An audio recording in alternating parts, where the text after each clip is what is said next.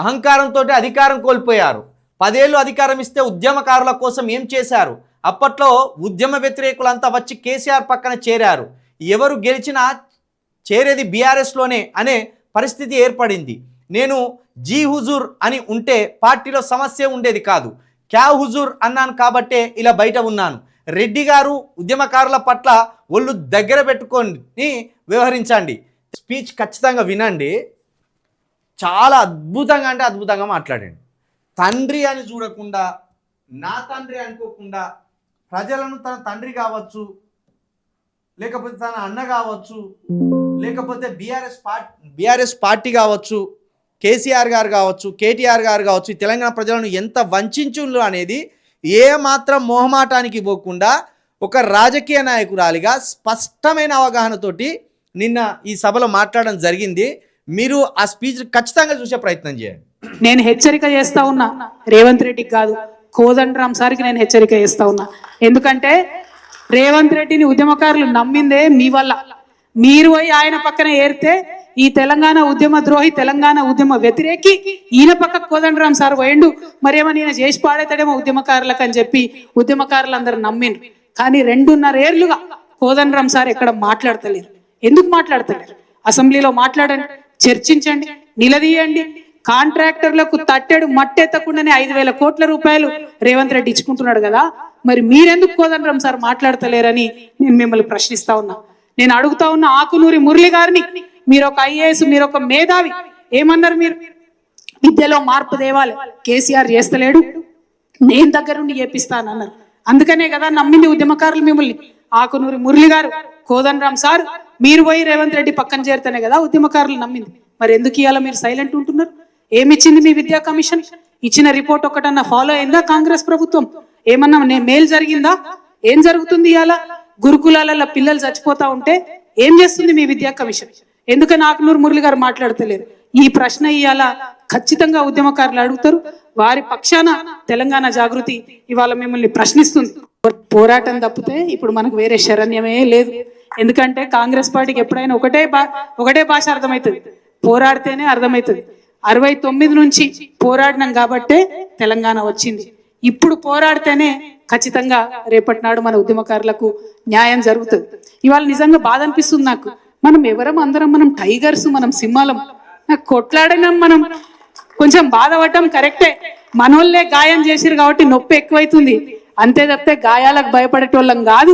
మనం కొట్లాడాలి, మళ్ళా పిడికిలు బిగించాలి. ఎవరి కోసం కొట్లాడాలి? తల్లిని విముక్తం చేసినాం కదా, తల్లిని విముక్తం చేసినాం, కానీ మనం బానిసలైనాం. ఇవాళ మన బానిస సంఖ్యలు తెంచుకోవడం కోసం మనం ముందటికి పోవాలి.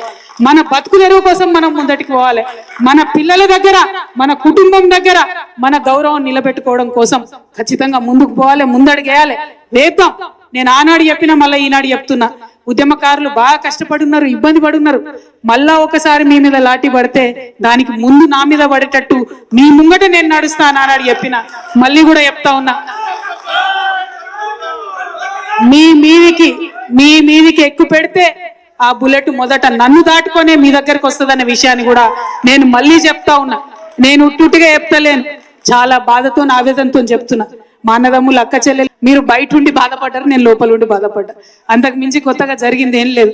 నేను జీ హుజూర్ అంటే గానే ఉంటుండే, క్యా హుజూర్ అన్న కాబట్టి గీడున్నాయి అలా బయట. కాబట్టి మీరు ఆలోచన చేసుకోండి, అర్థం చేసుకోండి. పెద్దగా విప్పి చెప్పాల్సిన అవసరం లేదు, ఇంటి గుట్టు బయట పెట్టుకోవాల్సిన అవసరం లేదు. ఉద్యమంలో కలిసి పనిచేసినాం, ఉద్యమం కోసం పనిచేసినాం, రేపు కూడా రాష్ట్రం కోసమే పనిచేయాలి. నేను ఎందుకు చూపెడుతున్నా అంటే, నిజానికి ఒక మంచి మాట అన్నది.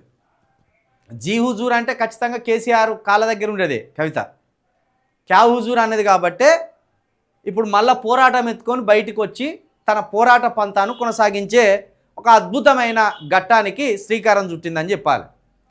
కేసీఆర్ గారు 14 సంవత్సరాల ఉద్యమం చేస్తే కవిత గారు 8 సంవత్సరాల పాత్ర పోషించింది అందులో. 2001లో కేసీఆర్ గారు టీఆర్ఎస్ అనే పార్టీని ఏర్పాటు చేసి తెలంగాణ ఉద్యమాన్ని మొదలుపెట్టింది. 2006లో కవిత గారు జాగృతిని ఏర్పాటు చేసి తాను ఈ సంస్కృతి సాంప్రదాయాలను బతుకమ్మ ద్వారా తెలంగాణ ప్రజల్లోకి వెళ్ళింది. అంటే 2006 నుండి 2014 వరకు కవిత గారిది 8 సంవత్సరాల పోరాటం. ఏది కేసీఆర్ అండ లేకుండా ఓన్గా డబ్బులు ఖర్చు పెట్టుకొని సొంతంగా తిరిగింది. ఎందుకంటే అప్పుడు కేసీఆర్ గారి దగ్గరనే డబ్బులు లేవు, కేసీఆర్ గారే ఫండ్స్ రైజ్ చేసేది. కవిత గారు తన సొంత డబ్బులతోటి తెలంగాణ వ్యాప్తంగా జాగృతి సంస్థ ద్వారా ఈ తెలంగాణ సంస్కృతిని పల్లె పల్లెకు తీసుకుపోయింది. మళ్ళీ గుర్తు చేసిండ్లు, మళ్ళీ తట్టి లేపిండు. 2006లో కవిత గారి ఏజ్ ఎంత? 34 సంవత్సరాలు. 34 సంవత్సరాల ఏజ్లో ఒక మహిళ ఈ పురుష సమాజంలో ఒక ఆడదై ఉండి ఎంత పోరాటం చేయాలో అంత పోరాటం చేసింది. కేటీఆర్ ఏం చేసిండు? తండ్రి చాటు బిడ్డలాగా పదవులు తీసుకొని తండ్రి పక్క నుండి పోరాటం చేసినట్టు డాంబికాలకు పోయిండు.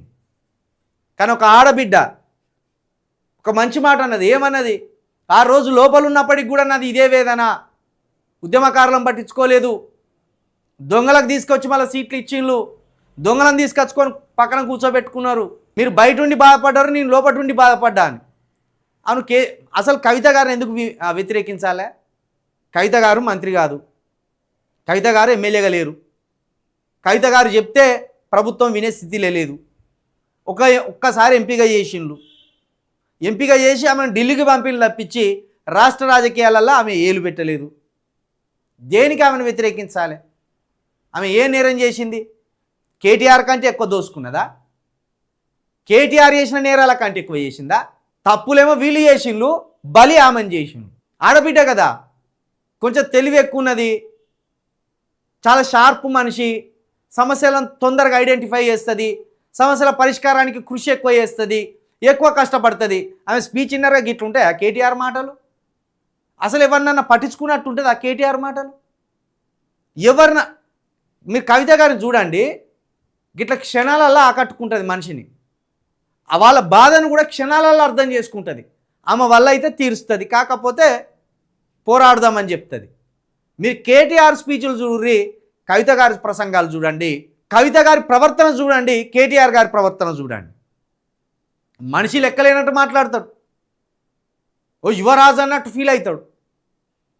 ఖచ్చితంగా తెలంగాణలో మరో ప్రాంతీయ పార్టీ అవసరం ఉన్నది. అది కవిత గారి రూపంలో వచ్చినా మంచిదే, కవిత గారు పెడితే ఇంకా మంచిదే. ఏది మళ్ళీ దొంగలకి ఇస్తావు, 10 సంవత్సరాలు దోసుకున్న దొంగలకే మళ్ళీ టికెట్లు ఇస్తావు. కొత్త నాయకత్వం వద్దా? ఈ దొంగల వద్దనే కదా కాంగ్రెస్ను గెలిపించుకున్నది. ఈ దొంగలు చేసిన అరాచకానికే కాంగ్రెస్ను గెలిపించింది. మళ్ళీ అదే దొంగలకు టికెట్ ఇస్తామంటే చదువుకున్న వారిగా మనకన్నా విఘ్నత ఉండాలి కదా. తెలంగాణ ఉద్యమకారులను నాశనం చేసిండు, నిరుద్యోగులను నాశనం చేసిండు, ఉద్యోగస్తులను నాశనం చేసిండు. మళ్ళీ ఈ దొంగలకు తీసుకొచ్చి టికెట్ ఇస్తామంటే ఎట్లా మనము సమర్థిస్తాం? కాబట్టి తెలంగాణ జాగృతి నేతగా కవిత గారు ఏ స్టాండ్ తీసుకుంటారో కానీ అది తెలంగాణను కాపాడుకునే స్టాండ్ అయితే మాత్రం తప్పకుండా ప్రజలు హర్షిస్తారు, హక్కున చేర్చుకుంటారు. నేను మళ్ళొకసారి చెప్తున్నా, కవిత గారి స్టాండ్ చాలా బలంగా ఉండబోతుంది. తెలంగాణకు కాబోయే మొట్టమొదటి మహిళా సీఎం కూడా కవిత గారు. ఇక్కడ వీనికి అనుకూలంగా ఇష్టానుసారంగా ఏదో ఏం చేసిండ్లు, ఏం బీకిన్లు అన్నట్టు రాసుకొచ్చే ప్రయత్నం చేసిండు. కానీ కవిత గారు మాట్లాడింది 100కు 100% నిజం. పోయి కేటీఆర్ కాళ్ళు పట్టుకున్నాం అనుకో, ఇక కొంత చూస్తాడు అన్నట్టు, మన కాళ్ళు పట్టుకునేటోడా విన్నో బానిస లెక్క పెంచుకుందామని. డాక్టర్ రాజయ్య, స్టేషన్ కనుపూర్ డాక్టర్ రాజయ్య అనవసరంగా మొకాల మీద కేటీఆర్ బాత్రూంలో పడితే నడిచిండు, మొకాల మీద నడిచిండు. ఏమైంది? బతుకు బజార్లో పడ్డది. పోరాడేటోడు పోరాడుతూనే ఉండాలి, దండాలు పెట్టి కాళ్ళు మొక్కితే వాడు టికెట్లు అయ్యాడు. రాజయ్య మొకాల మీద నడిచి పరువు పోట్టుకున్నాడు. అరే రాజయ్య ఎందుకు మొకాల మీద నడుతున్నావు అని అన్నందుకు నా మీద కేటీఆర్ కక్ష పెంచుకున్నాడు. నువ్వు బాత్రూంలో జారి పడితే కేటీఆర్ గిట్లనే మొకాల మీద నడతాడా రాజయ్య అన్న నేను 2001లో.